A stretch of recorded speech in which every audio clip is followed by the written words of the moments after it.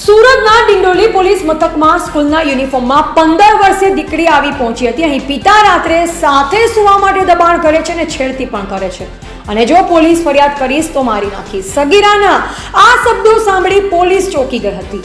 આથી પોલીસે પિતાએ પોતાની સગી દીકરીની રાત્રિના સમયે 2 વાર છેડતી કરી હોવાની ફરિયાદ ડિંડોલી પોલીસ મથકમાં નોંધી છે। દીકરીની આ પીતી સાંભળી પોલીસે તાત્કાલિક ફરિયાદ નોંધી આરોપી પિતાની ધરપકડ કરી હતી।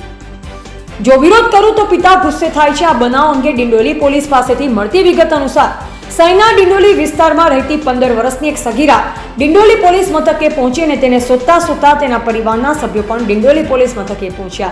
જોકે તેણે એક ફરિયાદ કરવાનું પોલીસને કહ્યું અને આ રીતે જણાવી, જેમાં તેની ફરિયાદ તેના જ સગા પિતા વિરુદ્ધ હતી।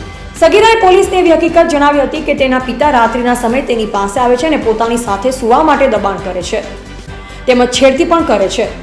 જો વિરોધ કરું તો ગુસ્સો કરે છે અને જાનથી મારી નાખવાની પણ ધમકી આપે છે।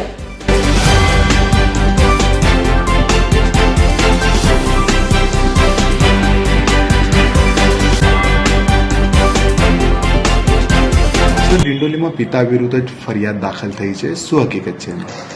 ડિંડોલી વિસ્તારમાં ભરવાડનગર 4 રસ્તા એરિયા છે, જેમાંથી એક ફરિયાદી આવી અને પોતાની ફરિયાદ આપેલ છે કે પોતાની સગી ભત્રીજી જે છે એની ઉપર એના સગા પિતાએ શારીરિક અડપલા કરેલા છે, જે સંબંધે પોલીસે તાત્કાલિક એની ફરિયાદ લઈ અને કાયદેસર કાર્યવાહી કરી અને એની પિતાની ધરપકડ કરેલી છે। જ્યારે આ બાળા સાથે આવું કૃત્ય થયું ત્યારે એ પોતે જ પોલીસ સ્ટેશન પણ આવી ગયેલી હિંમત કરીને, અને પોલીસ સ્ટેશને એની બીના જાણીને એના કુટુંબીજનોનો સંપર્ક કરેલો અને ત્યારબાદ એની ફરિયાદ લઈ અને જે એનો પિતા છે એને અટક કરી અને એને જેલમાં મોકલી આપેલ છે। આ જે છે બાળા છે એની સાથે એની માતા હાલ એના વતન ગયેલી હોય ને એનો ગેરલાભ લઈ અને પિતાએ આ કૃત્ય કરેલું હોય એવું તપાસમાં ખુલવા પામેલ છે। સર, બાળા કઈ રીતના ડિપ્રેશનમાં હતી અને કઈ રીતે હિંમત કરી કે યુનિફોર્મ સાથે પોલીસ સ્ટેશન પહોંચી ગયેલી?